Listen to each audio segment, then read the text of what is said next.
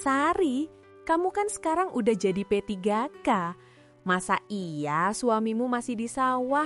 Subscribe dulu ya, baru lanjut lagi nontonnya. Pernah ada tawa di antara. Tumben benar hari Minggu mau ikut ke sawah, Sar. Biasanya milih istirahat di rumah. Kan capek seminggu ini, mondar-mandir ngurus berkas di kecamatan. Ya pengen aja mas. Kan besok-besok mungkin aku gak bakal punya waktu luang begini lagi kalau aku lulus.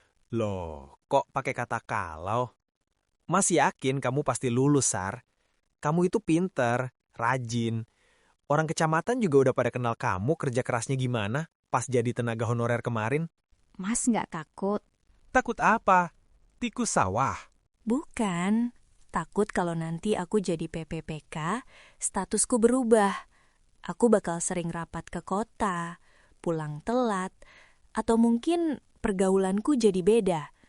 Mas kan tahu sendiri, aku bakal punya SK, punya gaji tetap, punya posisi. Sedangkan Mas... Sar, dengerin Mas. Mas ini cuma petani. Sekolah Mas nggak tinggi. Satu-satunya yang bisa Mas banggain itu ya kamu. Tapi orang-orang bakal ngomongin kita, Mas. Istri pejabat, suami di sawah. Apa Mas nggak malu? Malu itu kalau Mas nggak bisa kasih kamu makan. Selama ini Mas banting tulang di sini, supaya kamu bisa beli baju bagus, supaya kamu bisa daftar ini itu. Kalau nanti kamu sukses, Mas justru sujud syukur. Mas bakal jadi orang pertama yang pasang badan kalau ada yang ngerendahin kamu. Mas terlalu baik. Mas cuma mau lihat kamu bahagia, Sar. Kalau jadi pegawai itu mimpi kamu, kejar. Mas bakal support terus. Mas bakal kerja lebih giat lagi, biar bisa nemenin kamu beli seragam baru nanti. Pokoknya, doa Mas nggak putus buat kamu. Makasih ya, Mas. Aku nggak tahu harus bilang apa. Nggak usah bilang apa-apa. Kamu sukses aja, Mas udah seneng banget. Udah, yuk makan. Keburu dingin ini sayurnya. Kadang ku dengar namamu. Aduh, seger banget habis mandi. Hari ini panennya lumayan, Sar. Besok bisa langsung dibawa ke pasar yang di kota. Kamu mau ikut besok? Enggak, Mas. Besok aku nggak bisa ke pasar. Loh, tumben. Biasanya paling semangat kalau ke pasar kota. Mau jenguk ibu? Bukan jenguk ibu. Tapi, Mas tebak coba ini apa? Ini amplop dari kecamatan. Buka, Mas. Cepat dibuka. Ini beneran? Kamu lulus, Sar? Kamu diterima jadi P3K? Iya, Mas. Aku lulus. Namaku ada di urutan pertama. Kemarin siang pengumumannya. Aku langsung buru-buru ambil suratnya. Aku mau kasih Mas kejutan. Ya Allah, makasih ya Allah. Sar, Mas nggak mimpi kan? Ini beneran. Mas bangga banget sama kamu, Sar. Bangga banget. Mas udah bilang kan, kamu pasti bisa. Kamu memang pintar. Istri Mas memang hebat. Iya, Mas. Akhirnya tercapai juga mimpiku. Gaji tetap, ada tunjangan, ada jenjang karir. Nggak bakal jadi tenaga honorer lagi yang digaji ala kadarnya. Iya, Sar. Ini berkat doa kamu, berkat usaha keras kamu. Sekarang kamu jadi pegawai beneran ya. Mas jadi punya istri pejabat sekarang. Iya, Mas. Pegawai beneran. Nanti kita bisa renovasi rumah, beli motor baru, nggak usah kepanasan kalau ke pasar. Mas nggak usah kerja di sawah terus-terusan juga, biar Mas istirahat. Enggak, Mas tetap di sawah. Ini warisan Bapak. Justru karena kamu sekarang jadi orang penting, Mas harus lebih rajin di sawah, biar kamu nggak malu punya suami petani. Mas akan terus dukung kamu, Sar. Pokoknya apapun yang kamu butuh, Mas siap bantu. Makasih, Mas. Aku tahu Mas selalu ada buat aku. Mulai besok, kita syukuran, Sar. Mas masak yang enak, kita undang tetangga dekat. Nggak apa-apa, cuma sederhana. Yang penting kita bagi kebahagiaan. Iya, Mas. Kita syukuran. Langit sore jadi saksi ceritanya. Weh, yang istrinya baru jadi orang penting makanya singkong. Tapi senyumnya kayak dapat durian runtuh ya, Tok. Kang Jaya. Ya gimana nggak senang, Kang. Doa saya siang malam dikabulin. Sari lulus P3K di kecamatan. Lega rasanya, Kang. Iya, selamat ya. Satu kampung udah denger semua. Sari sekarang udah pakai seragam coklat, udah punya SK, tiap bulan tinggal nunggu transferan gaji dari negara. Hebat sih Sari. Alhamdulillah, Kang. Itu semua berkat kerja keras dia sendiri. Saya cuma bisa bantu doa sama tenaga di sawah aja. Tapi Tok, kamu nggak kepikiran apa-apa gitu? Apa kamu nggak ngerasa khawatir? Khawatir gimana maksudnya, Kang? Toh, dunia kita sama dunia orang kantoran itu beda jauh. Langit sama bumi. Sekarang Sari tiap hari ketemunya sama orang-orang rapi. Yang bicaranya tinggi, yang mobilnya mengkilap. Lah kamu, tiap hari temanmu cuma lumpur, bau matahari, sama cangkul karatan. Ya terus kenapa, Kang? Saya suaminya. Sari tahu kok saya siapa.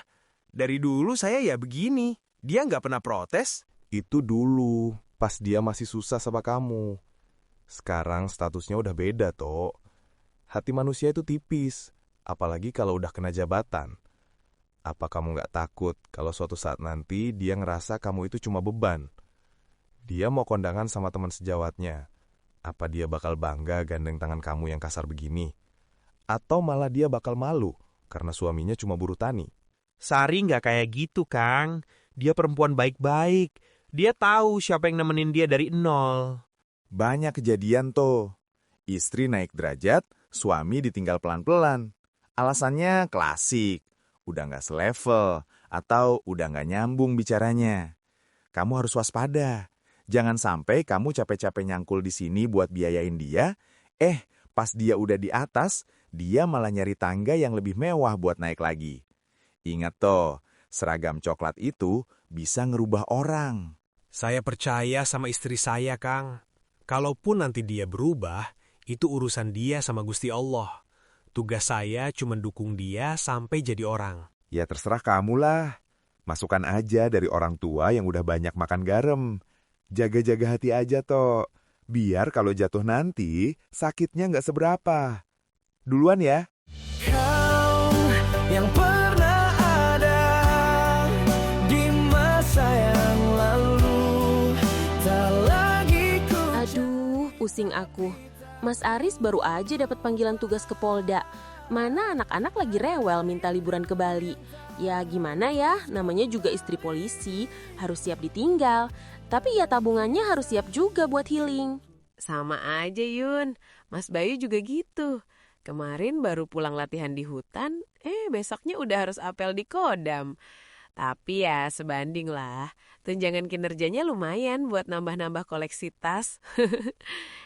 Kalau suamimu kerjanya di mana, Sar? Kok nggak pernah kelihatan jemput? Oh, itu suamiku, dia kerja di lapangan kok, Des. Lapangan mana? Dinas PU? Atau orang lapangan di kontraktor? Hebat dong, biasanya orang lapangan duitnya basah tuh. Bukan, dia swasta, ngurusin lahan sendiri. Wah, juragan tanah ya? Di daerah mana lahannya? Pasti luas banget sampai nggak sempat jemput istrinya yang cantik ini. Sebenarnya Mas Darto itu petani, Des. Dia tiap hari di sawah. Oh, petani? Maksudnya yang beneran turun ke sawah pakai caping gitu? Yang badannya, maaf ya, kena lumpur tiap hari? Loh, Sari, kamu kan sekarang udah jadi P3K. Masa iya suamimu masih di sawah? Apa kamu nggak malu nanti kalau ada acara Dharma Wanita atau pertemuan resmi kecamatan? Kan biasanya kita bawa suami tuh. Masa kamu mau bawa suami yang, ya kamu tahu sendirilah, aromanya aja beda sama kita yang di ruangan ber-AC. Mas Darto orangnya baik kok. Dia yang dukung aku sampai bisa di sini. Sar, dengerin ya. Baik aja nggak cukup di level kita sekarang. Kita ini citra pemerintah. Bayangin, kita rapat sama Pak Camat, bahas program besar. Suami kita di luar lagi nungguin sambil nenteng cangkul. Apa kata dunia? Kamu itu cantik, karirmu baru mulai. Kamu harusnya punya pendamping yang minimal selevel lah, biar nggak jomplang. Iya, benar kata Yuni. Kasian kamu, Sar. Capek-capek dandan cantik, pulang ke rumah bau matahari. Kalau aku jadi kamu sih, aku bakal mikir 2 kali buat lanjutin status kayak gitu. Status sosial itu penting, Sar. Itu harga diri kamu sekarang. Tapi gak semudah itu. Ya emang gak mudah, tapi hidup itu pilihan.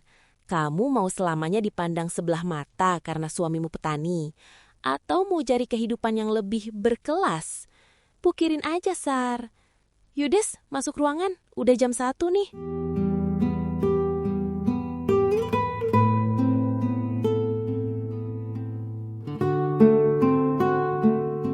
Malu. Ternyata rasanya sesakit ini.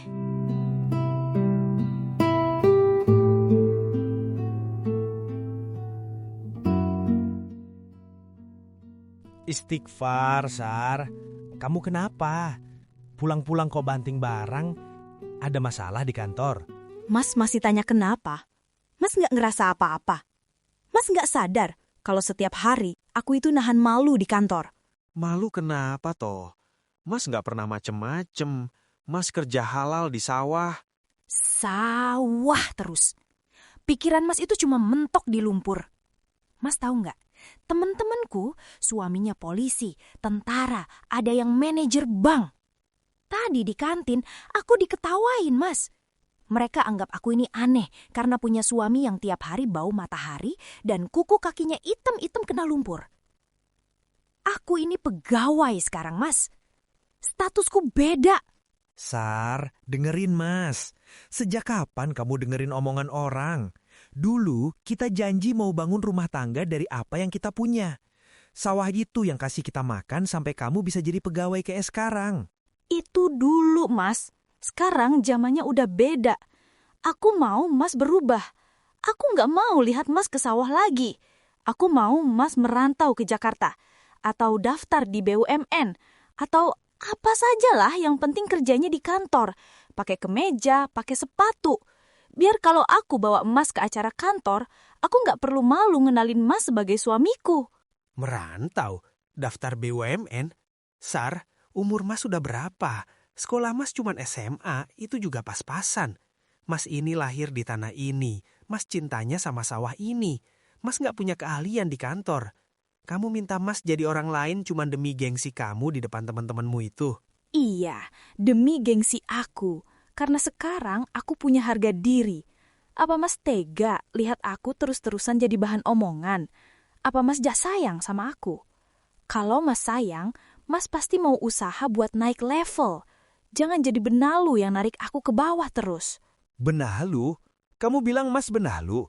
Mas yang biayain kamu kuliah honorer. Mas yang beliin kamu buku-buku buat tes PPPK itu. Mas yang doain kamu tiap sujud. Sekarang kamu bilang Mas benalu karena Mas cuma petani. Ya kalau Mas gak mau berubah, buat apa kita lanjut? Kita udah gak selevel, Mas. Obrolan kita udah gak nyambung. Mas bahas pupuk, aku bahas kebijakan daerah. Mas mau aku tetap jadi istri petani, sementara karirku melesat. Gak bisa, Mas. Aku capek. Jadi, itu maumu. Kamu mau Mas berubah jadi orang asing hanya supaya kamu bisa pamer ke teman-temanmu. Kalau Mas tetap milih sawah itu daripada harga diriku, mending kita selesai aja. Aku minta cerai, Mas. Aku mau hidup sama orang yang bisa ngimbangin statusku sekarang. Cerai? Cuma karena seragam coklat yang baru kamu pakai sebulan itu, kamu tega buang semua kenangan kita 10 tahun ini. Cuma karena dengerin omongan orang luar yang gak tahu perjuangan kita. Besok aku urus suratnya ke pengadilan. Mas gak perlu khawatir soal biaya. Aku sekarang punya gaji sendiri.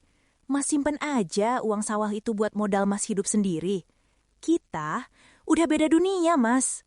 Kau yang pernah ada di masa yang lalu, tak lagi ku cari tapi tak ku lupa. Kabar perceraian Sari dan Darto menyebar bak api di Padang Ilalang. Di zaman di mana media sosial lebih tajam dari pedang, kisah seorang istri yang membuang suaminya setelah jadi pegawai demi sebuah gengsi menjadi konsumsi publik. Kecaman datang dari mana-mana, hingga akhirnya suara-suara itu sampai ke telinga orang nomor 1 di kabupaten ini. Hari ini, di ruangan yang dulu menjadi mimpi Sari, segalanya akan berakhir. Kamu tahu kenapa saya panggil kamu ke sini, Sari? Soal berita itu ya, Pak. Saya minta maaf. Itu masalah pribadi saya, Pak. Saya nggak bermaksud. Masalah pribadi kamu bilang. Sar, kamu itu pegawai P3K. Kamu itu cerminan pemerintah di mata masyarakat. Sekarang lihat di luar sana. Orang-orang menunjuk-nunjuk kantor kecamatan ini gara-gara kelakuan kamu yang dianggap nggak punya etika. Kamu membuang suami yang sudah berkorban demi kamu hanya karena kamu merasa sudah jadi orang? Saya cuma mau hidup lebih layak, Pak. Saya mau pendamping yang sepadan. Sepadan? Kamu tahu apa itu sepadan? Sepadan itu adalah saat kita tahu diri dari mana kita berasal. Pak Bupati kecewa berat, sangat kecewa. Berita ini sudah sampai ke meja beliau dan merusak citra pegawai di seluruh kabupaten. Ini surat pemberhentian? Pak, tolong Pak. Ini diberhentikan tidak dengan hormat. Tapi kenapa Pak? Saya kerja bagus. Saya selalu masuk kantor. Kerja bagus saja nggak cukup, Sari. Pemerintah nggak butuh pegawai yang pintar, tapi kehilangan nurani. Di dalam aturan, ada poin tentang menjaga martabat dan kehormatan korps. Apa yang kamu lakukan pada suamimu, lelaki tulus yang membiayaimu dari nol, adalah pelanggaran moral yang berat bagi kami. Pak Bupati secara tegas mencabut SK kamu. Nggak bisa gitu, Pak. Saya berjuang mati-matian buat dapat SK ini. Saya sudah kehilangan suami saya. Masa saya harus kehilangan pekerjaan saya juga? Tolong Pak, cabut surat ini. Saya mau kerja. Semua sudah terlambat, Sari. Surat itu sudah ditandatangani. Hari ini juga, seragam yang kamu bangga-banggakan itu harus kamu tanggalkan. Kamu bukan lagi bagian dari kami. Terus saya harus gimana, Pak? Teman-teman saya pasti bakal ngetawain saya. Saya mau tinggal di mana kalau nggak ada gaji? Pulanglah ke sawah, Sari. Temui laki-laki yang dulu kamu rendahkan itu. Siapa tahu, dia masih punya sedikit sisa kesabaran buat memaafkan kamu. Tapi kalau saya jadi Darto, saya nggak akan pernah menoleh lagi.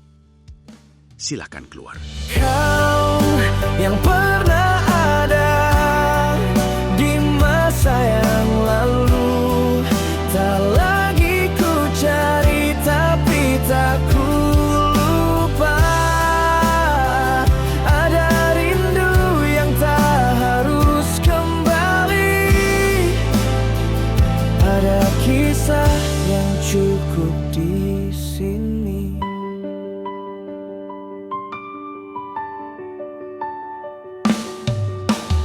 Kadang ku dengar namamu disebut,